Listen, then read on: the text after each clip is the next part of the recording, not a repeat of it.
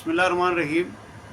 एक खातून ने अपनी आप बीती तहरीर की कि मेरा शौहर एक फैक्ट्री में मुलाजिम था। बड़ी पुरानी बात है।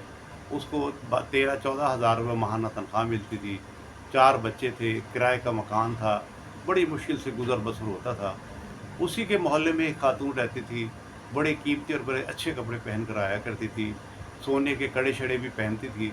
और वो उसे बताती थी कि मैं धंधे पर जाती हूँ और अच्छी भली आमदनी है। अब उसने कहा धंधा क्या मतलब? उसने कहा नहीं, कोई गलत काम नहीं, मतलब मैं भीख माँगने के लिए जाती हूँ और अच्छे पैसे कमा लेती हूँ। उसको भी कई दफ़ा दावत दी कि तू चल, वो ना मानी। ख़ैर उसको देखकर आहिस्ता-आहिस्ता उसका ज़हन तब्दील हुआ। उसने अपने शौहर से इजाज़त माँगी। शौहर ना माना, लेकिन 2-3 दफ़ा इजाज़त के बाद उसने 3 दिन की इजाज़त माँग ली। वो उसको अपने साथ ले गई, ज़ोहर के बाद उसको अपने साथ ले गई।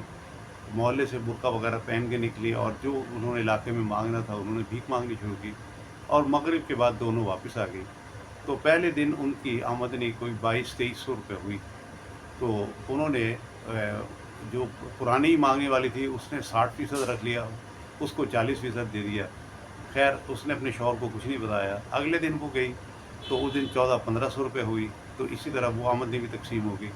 तीसरे दिन वो गए तो उनको तकरीबन 4000 रुपये मिले। तो इस तरह उन्होंने तक़सीम किया। तो कई हज़ार रुपए जब 3 दिन की आमदनी शौहर को दी उसने, तो उसकी आँखें खुल गईं कि ये तो असल कमाई है।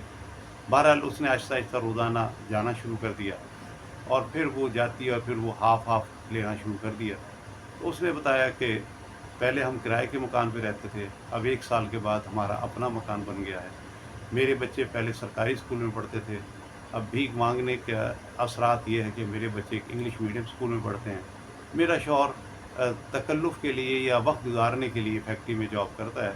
उसे 15-16 हज़ार 17 हज़ार तनख्वाह मिलती है और घर के अंदर हमारे बर्तन भी अच्छे हैं।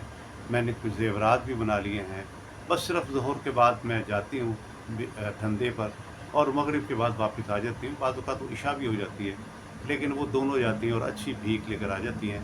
तो इसलिए आजकल कहते हैं कि भीख मजबूरी नहीं है, भीख एक कारोबार बना लिया गया है और ऐसे पेशेवर भिखारियों को देने के लिए उलमाए किराम मना फरमाते हैं।